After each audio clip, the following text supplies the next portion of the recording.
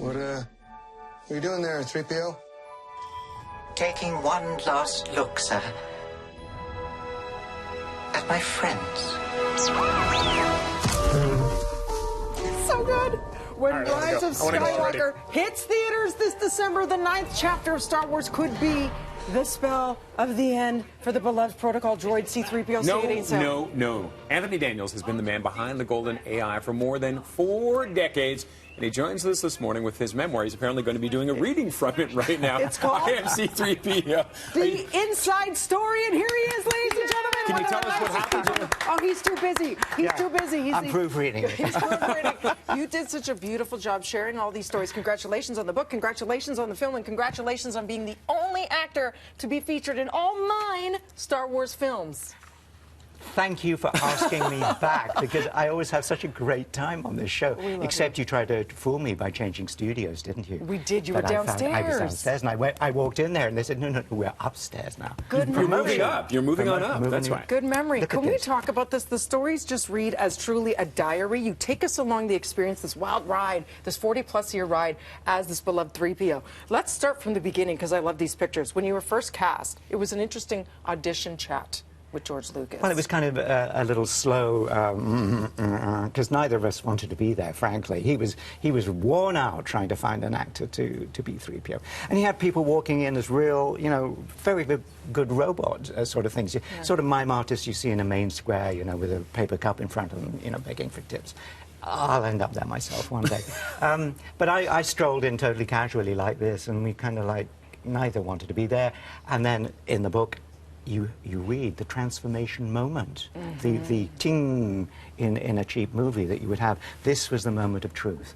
And here I am today, the pinnacle, the zenith. And careful what you ask for, because, man, that thing was a torture chamber for you on that set. Yeah. I suffered for my art.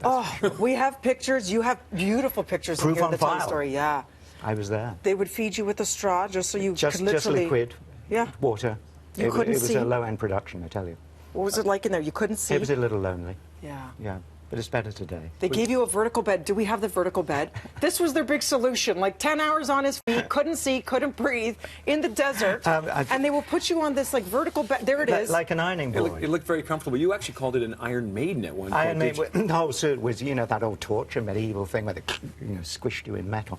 That was it. And they did try, this kind of ironing board thing that you could lean on vaguely, whilst trying not to feel like a total idiot as people walk around you in real clothes, Well, and they forgot you were there pretty much, didn't they? At times, I was playing this object, and it was a ton of effort, so when we weren't actually doing action, I would stand there very still, just to conserve my energy, and, therefore, it's like somebody playing this coffee mug, great performance, terrific, Anthony, the best coffee mug I ever saw, but on day 2, you're a coffee mug. Yeah. That's what you're playing, so they had other stuff to do. Well, we love that we get to know this mug as well as the golden mug that goes on top of this mug, and we can't picture another voice for 3PO than yours, but it could have gone another way at one point. It could have gone another way, not that anybody told me, but George had a particular character in mind for the character of 3PO, and he forgot to tell me what it was. Big mistake. Big. Huge. Do you like Pretty Woman? Yeah, Julia Roberts, 100%. I love it. Big mistake. Big, huge. Huge. So he was envisioning more of a character that might be selling used cars in the Bronx. Have you heard my Bronx accent? No. Can we hear it right now? Can we hear your 3PO accent? You heard my C. That's as good as it gets, as my 3PO is right there. They've wiped up the coffee. Yeah, it's not And in getting terms of this film that's coming out on December 19th, there is so much buzz around it. I know you are comfortable with saying you are happy and satisfied. Yeah. The great thing about writing this book, did we mention the book yet? There's a book. There's a book. I heard. You can hold it up, too. Oh, look at that.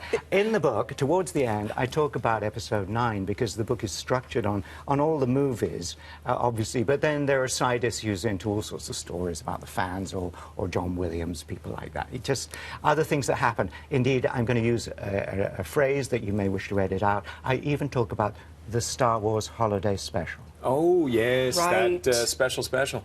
You have been warned. It was so special. It was very special, but not as special as the Donny and Marie Osmond show. How about that? I love How many Donny and people have you had on this couch who've been through that? We've actually had Donny and Marie on this very Oh, well, now that hush you my mouth. mention it. They were lovely. It was a treat to be on that. But then the Muppet Show, Sesame Street, and all that kind of thing. But then, yes, we do move to episode 9. The Rise of Skywalker. And yes, it is the bookends, it's the final bookend of the saga, and it feels so good. Imagine if I didn't feel good about it, it would be a sad end. But it is sad in a way that certainly on the set on my last day, it's kind of hard to hold back the tears, but I did.